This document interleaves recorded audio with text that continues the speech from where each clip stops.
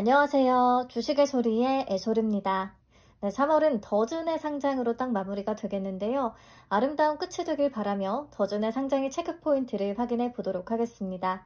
펀뱅킹이나 가상계좌 같은 디지털 뱅킹 솔루션을 주력으로 하는 회사였고요. 그 밖에 외화 자동 정산이 가능하게끔 하는 크로스보더 정산 솔루션과 또 카카오페이와 제휴를 맺고 플랫폼 내에서 제공을 하고 있는 인증, 대출 조회, 간편 송금 등의 서비스를 제공하고 있었습니다. 해당 시자의 후발주자이기는 한데 빠르게 점유율을 높이면서 비교적 안정적인 실적 성장세를 보이고 있었죠. 공모가는 하단에서 14.28% 할인된 9,000원으로 확정이 됐었어요. 오랜만에 하단에서 추가적으로 할인이 나왔고요. 한국투자증권에서 배정을 받았습니다.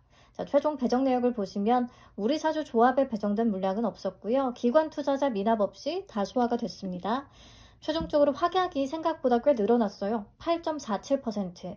수요 예측대에 딱 4개 기관만 참여를 했고 수량 기준으로 0.72%밖에 안 됐는데 그래도 신청한 기관들한테 좀 많이 배정을 했던 것 같아요. 그래서 최종적으로는 8.47%까지 올랐습니다. 적용을 해서 최종 유통 가능 물량을 계산을 하면 424만 6,871주, 주식 총수의 18.02%에 해당하는 수준이고요. 금액으로는 약 382억 원 규모. 그래도 300억 원대면 지금 같은 수급에서는 가벼운 편에 속한다고 할 수가 있겠습니다. 상장일에 매각 가능한 주체별로 비중 한번 확인하시죠. 기존 주주가 44.87%를 차지하고요. 그 다음에 국내 기관이 29.75%, 그 다음 일반 청약자 14.72% 순서입니다. 기존 주주의 비중이 아주 높은 건 아닌데 그래도 신경 쓸 정도이긴 한 거죠. 상장일에 유통 가능 물량을 보유하고 있는 기존 주주는 5% 이상 주주의 장모 씨와 YS 핀테크 제1호 투자조합이 있고 1% 이상 주주에는 펠컨 5호와 4호 개인 투자조합이 있습니다. 그 밖에 흥국생명보험과 소액주주들의 물량도 있었어요. 회사의 유상증자 발행 내역을 참고해 봤을 때 2018년에 실시된 제3자 배정 유상증자의 발행가액은 75원, 2019년에 실시된 건 338원, 그리고 2021년에 주주 배정 유상증자는 100원에 실시가 됐습니다. 그 뒤에 주식 매수 선택권을 행사한 직원들의 단가 모두 1,000원 이하였고요. 그래서 기존 주주들의 단가가 너무 낮다라는 게 좀 부담으로 작용은 됐었죠. 공모가에만 팔아도 몇십 배 수익을 낼 수가 있으니까. 그래서 초반에 매도를 쏟아낼 리스크가 좀 있는 거라 위험하다라고 생각은 했었습니다. 그래서 조건을 다시 정리를 해보면 최종적으로 확약은 8.47%, 유통 가능 물량은 18.02%로 적은 편이고 기존 주주의 비중이 44.87%로 조금 있고 기존 주주의 단가가 매우 낮고 유통 가능 금액은 약 382억 원, 시가총액은 약 2,121억 원으로 유통 물량이나 기존 주주의 비중 자체는 신플랫폼보다는 좀 좋은 조건인데 시총이 좀 커서 움직임이 가볍지 않을 수는 있겠다. 그리고 우리가 더즌을 청약할 때 가장 망설였던 부분 중에 하나가 디지털 뱅킹 솔루션 점유율 1위인 쿠콘에 대비해서 더즌의 시가총액이 더 크다라는 부분이었거든요. 물론 매출 성장률이 더즌이 훨씬 높고 수익성도 좋기 때문에 이런 펀더멘탈 측면에서는 더즌이 훨씬 좋긴 하지만 확실한 비교 대상과 1위 타이틀을 가지고 있는 회사가 있을 때 그 회사의 시가총액 대비해서 더 크다라고 하면 확 비싸다, 부담으로 느껴질 수가 있으니까. 그러면 내 맘대로 주가 계산을 한번 해보자고요. 회사 측은 비교 대상으로 쿠콘, 웹캐시, 더존비즈온을 선정을 했는데 더존비즈온은 AI가 묻었기 때문에 너무 높은 밸류를 받고 있어서 제외시켰고요. 경쟁사인 헥토파이낸셜을 새롭게 편입을 했습니다. 실제로 사업 내용이 유사한 것은 쿠콘과 헥토파이낸셜이기 때문에 두 회사의 평균 PER인 20.38배를 저는 적용을 해봤고요.